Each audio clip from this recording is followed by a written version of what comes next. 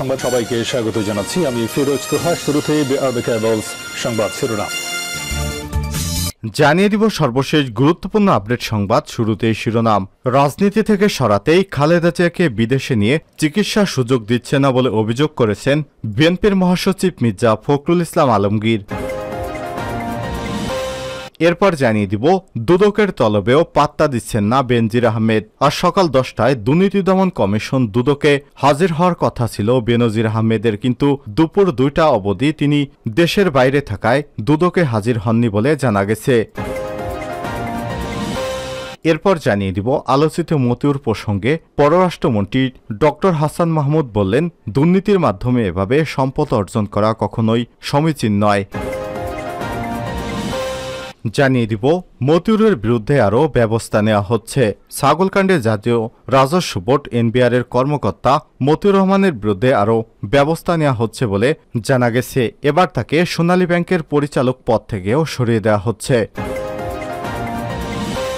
জানিয়ে দিব পুলিশ বাহিনীতে বড় ধরনের রদবদল। পুলিশ বাহিনীর 40 ঊর্ধ্বতন কর্মকর্তাকে বদলি করা হয়েছে। তাদের মধ্যে একজন অতিরিক্ত পুলিশ মহাপরিদর্শক, অতিরিক্ত আইজিপি, 7 জন উপপুলিশ মহাপরিদর্শক অ্যাডিশনাল ডিআইজি, 17 জন অতিরিক্ত উপপুলিশ মহাপরিদর্শক, অতিরিক্ত ডিআইজি এবং 15 জন পুলিশ সুপারের কার্যালয়ের কর্মকর্তা রয়েছেন। এবং সর্বশেষ জানিয়ে দিব হিজবুল্লাহর সঙ্গে যুদ্ধে জড়ালে ইসরায়েলের চূড়ান্ত পরাজয় হবে বলে জানিয়েছেন ইরানের সর্বোচ্চ নেতা।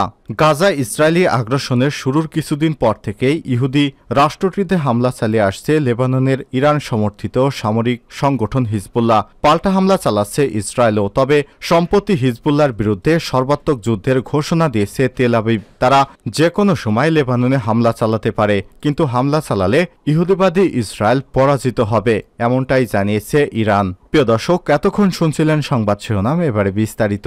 তবে তার আগে বন্ধুরা, আপনি কোন স্থান থেকে আমাদের সংবাদটি দেখছেন কমেন্ট করে জানিয়ে দিন এই সংবাদ সম্পর্কে আপনার মূল্যবান মতামত। প্রিয় দর্শক, আপনি যদি আমাদের চ্যানেলে নতুন হয়ে থাকেন, ভিডিওটি দেখতে দেখতে চ্যানেলটি সাবস্ক্রাইব করে রাখুন, যাতে করে আমাদের লেটেস্ট আপডেট সংবাদগুলো সবার আগে আপনার কাছে পৌঁছে যায়।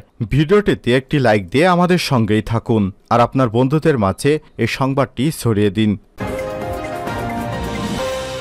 রাজনীতি থেকে সরাতেই খালেদা জিয়াকে বিদেশে চিকিৎসার সুযোগ দিচ্ছে না সরকার। বিএনপির মহাসচিব মির্জা ফখরুল ইসলাম আলমগীর বলেছেন, বেগম খালেদা জিয়াকে বাসায় থাকতে দেয়া হলেও তিনি অবরুদ্ধ।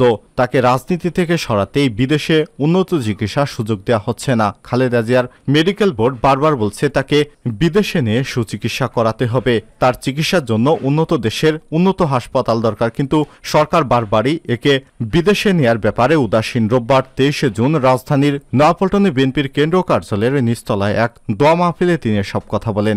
বসুন্ধরার এভারকেয়ার হাসপাতালে চিকিৎসাধীন বিএনপির চেয়ারপারসন বেগম খালেদা জিয়ার আরোগ্য কামনায় বিএনপির উদ্যোগে এই দোয়া মাহফিল অনুষ্ঠিত হয়। বেগম জিয়ার রোগমুক্তি দোয়ায় অংশ নিতে সকাল থেকে ঢাকায় বিএনপির বিভিন্ন ওয়ার্ড, ইউনিট এবং অঙ্গ সংগঠনের নেতাকর্মীরা নয়াপল্টনের কেন্দ্রীয় কার্যালয়ের সামনে হাজির হন।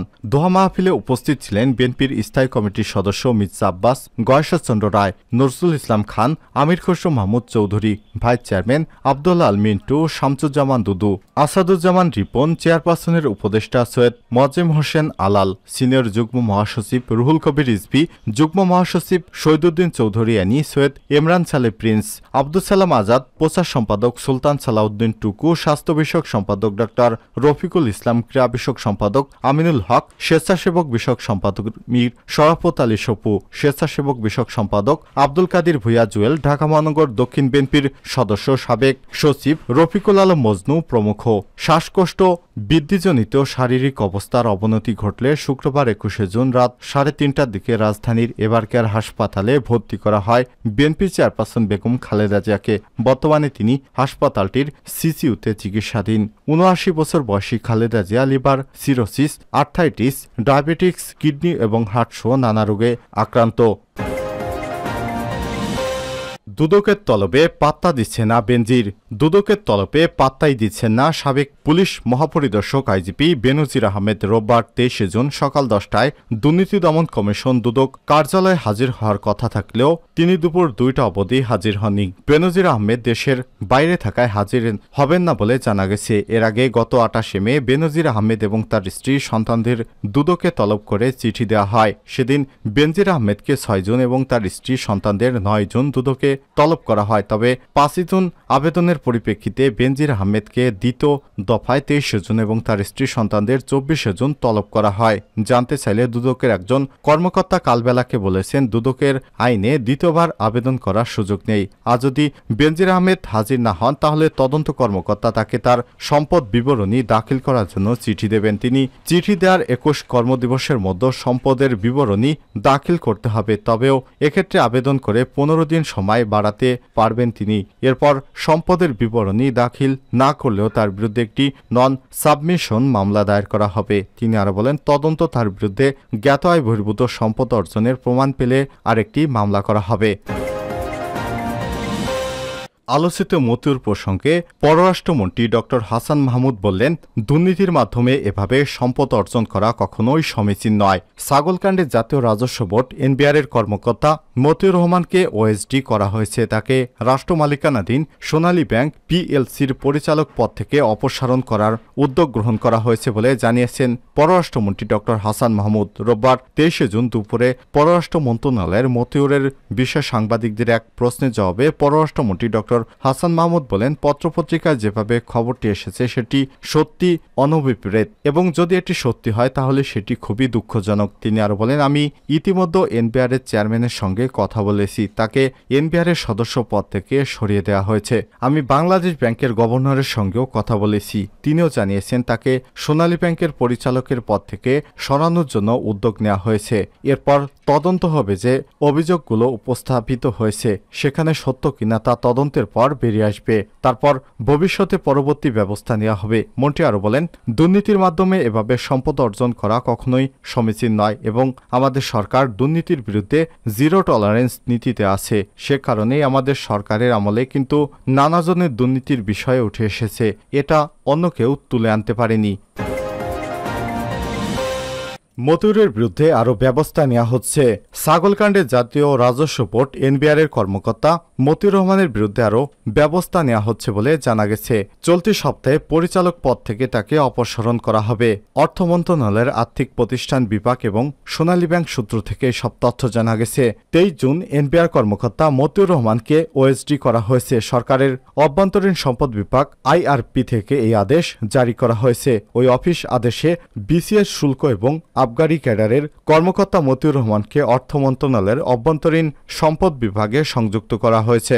অর্থ মন্ত্রণালয়ের উপসচিব মকিমা বেগমের স্বাক্ষরিত আদেশে বলা হয়েছে, জনস্বার্থে এ আদেশ অবিলম্বে কার্যকর করা হবে।